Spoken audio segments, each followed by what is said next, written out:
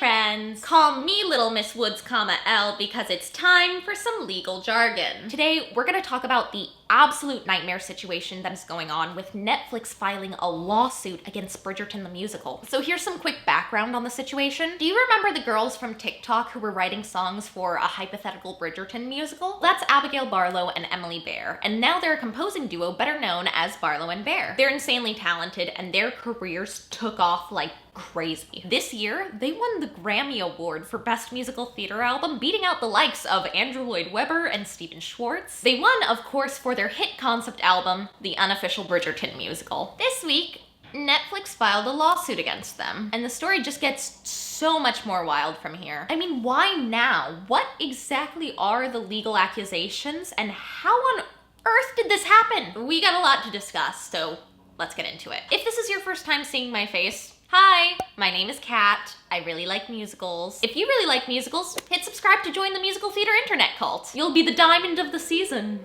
or at least cubic zirconia, one of the two. Thanks to Brooklinen for sponsoring today's video. Question of the day, what are your thoughts on Bridgerton the musical and the whole legal debacle? Let me know in the comments below. Also, thank you to everyone who noticed I moved and that you're liking what I'm doing with the living room so far. It's definitely still a work in progress, so if you guys have any fun ideas on how to decorate or how I should style, where to shop, if you have any cute ideas, please hit me up. I'd love to hear them. Something I've been obsessed with lately, I finally got new bed sheets. They're from today's sponsor, Brooklinen, and they're incredible. They're so luxurious and heavy. Let's thank today's sponsor and I'll show you. This video is sponsored by Brooklinen, the best sheets on the internet.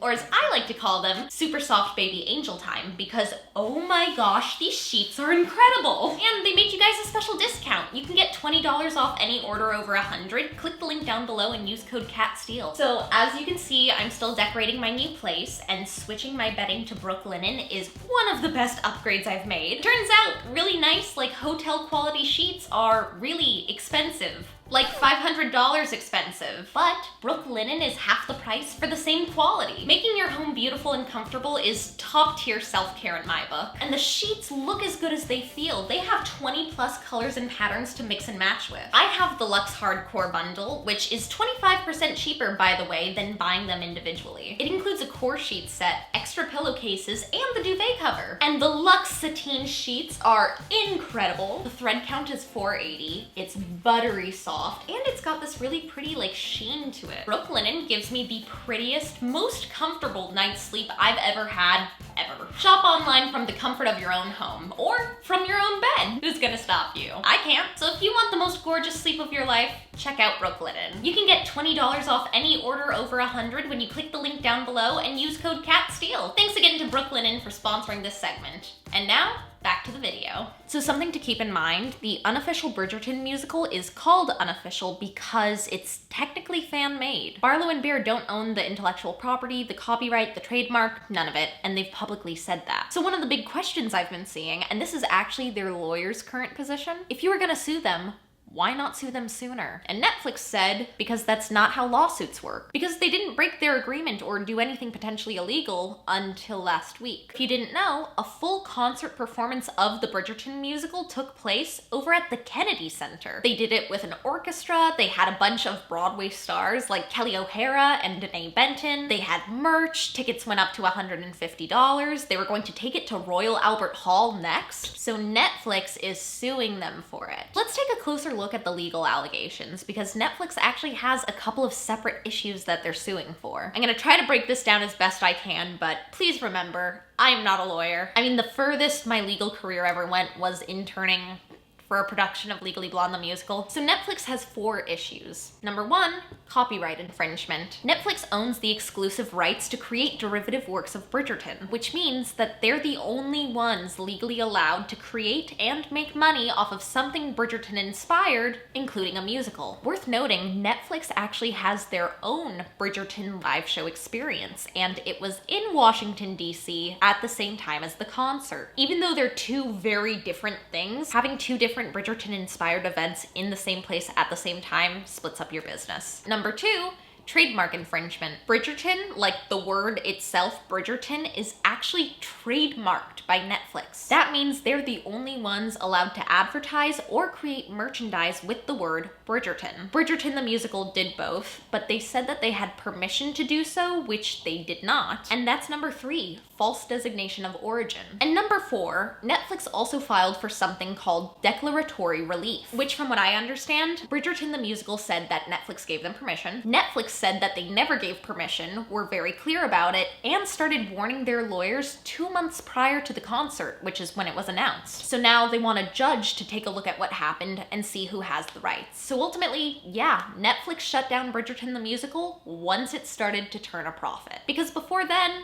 it's basically fan fiction. But if you want to make money on it, you either need a license or you're infringing on someone else's intellectual property and they can shut it down at any time. And this is really common. It's why Etsy sellers get in trouble. It's why Halloween costumes have to be called Supportive Burger Wife when it's clearly just Linda from Bob's Burgers. It's why StarKid originally did get in trouble for a Harry Potter musical, but they worked with Warner Brothers to find a solution, which was allowing StarKid to continue as long as they didn't profit from it. So I don't necessarily think that this is like a targeted attack on them. I think the real reason Netflix is going after Barlow and Bear is because they can go after anyone who infringes on their IP, especially in such a high-profile way. But the thing that baffles me is that Netflix has a relationship with Barlow and Bear and offered them a licensing deal, which would have allowed them to legally perform and make money off of Bridgerton. Barlow and Bear refused the deal. So this wasn't some random cease and desist. Like, there was an open line of communication and a way for them to proceed legally. I'm so confused, and I feel so frustrated on their behalf because they had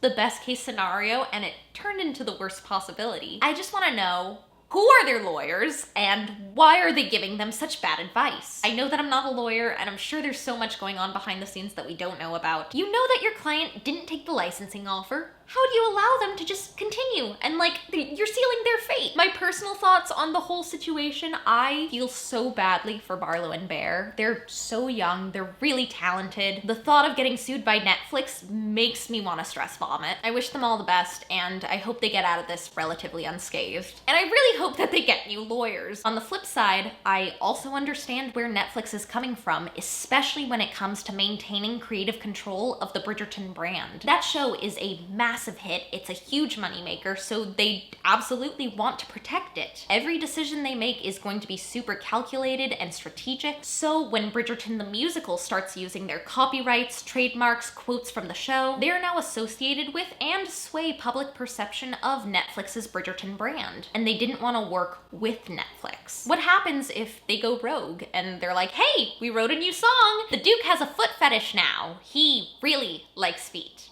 Also, he's a flat earther. Not here to kink shame, and I don't think they would do that, but they could, and that would be a big problem for Netflix. But those are just my thoughts. I want to hear from you. What do you think about this whole Bridgerton situation? Let me know in the comments down below. If you're new here, hit subscribe, join the musical theater internet cult. Thanks again to Brooklinen for sponsoring today's video. You can get $20 off any order over 100 when you click the link below and use code CATSTEEL. I hope you're having a great day. I love you so, so much. Break a leg, and I'll see you guys next time. Bye!